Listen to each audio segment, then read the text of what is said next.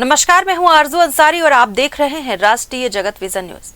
मुख्यमंत्री विष्णुदेव साय ने आज राजधानी रायपुर में एक अहम बैठक ली। इस बैठक में वरिष्ठ अधिकारियों के साथ पेट्रोलियम कंपनियों के प्रतिनिधि भी शामिल हुए, जहां प्रदेश की मौजूदा परिस्थितियों और आवश्यक व्यवस्थाओं की विस्तृत समीक्षा की गई।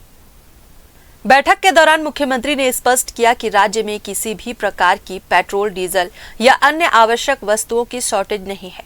उन्होंने अधिकारियों को निर्देश दिए कि किसी भी तरह की अफवाहों पर सख्ती से रोक लगाई जाए और आमजन तक सही जानकारी पहुंचाई जाए, ताकि किसी प्रकार की भ्रम की स्थिति न बने।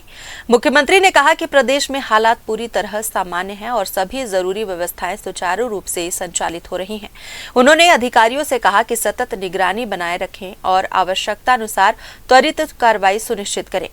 वहीं नक्सल मुक्त भारत को लेकर भी महत्वपूर्ण जानकारी सामने आई है। 30 मार्च को संसद में इस विषय पर चर्चा प्रस्तावित है। इस संबंध में मुख्यमंत्री ने कहा कि नक्सल मुक्त भारत का संकल्प अब पूर्णता की ओर बढ़ रहा है और ये देश के लिए एक ऐतिहासिक उपलब्धि है। उन्होंने बताया कि केंद्रीय गृह मंत्री अमित शाह संसद में इस विषय पर विस्तृत जानकारी देंगे। नक्सल मुक्त भारत पर चर्चा करने वाले लोकसभा में कार्रवाई भी किया चुका है। सर, कैसे देखिए, इधर कांग्रेस कह रही है कि आप कैसे बताएंगे कि नक्सलवाद से आप मुक्त हो चुके हैं? बिल्कुल,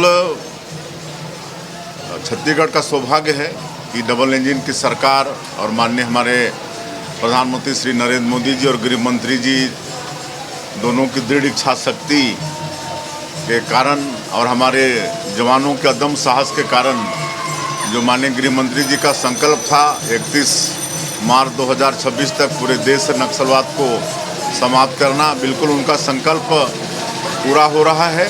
और जो हमारा बस्तर का क्षेत्र जो केरल प्रदेश से बड़ा है एरिया वाइज, जहाँ 40 साल से भी ज़्यादा समय तक विकास पहुँचा नहीं था, उस क्षेत्र के लोगों में भी अब विकास पहुँचेगा।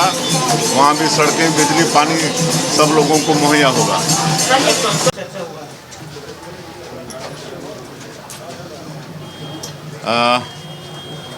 जिस तरह से पश्चिम एशिया में युद्ध की स्थिति है और उसके कारण से हमारा देश ही नहीं पूरा दुनिया प्रभावित है, लेकिन हम लोगों का सौभाग्य है कि हमारे देश को माननीय श्री नरेंद्र मोदी जी जैसा प्रधानमंत्री मिले हैं, जिन्होंने कोविड को भी, वो विपदा को भी अवसर में बदल दिया।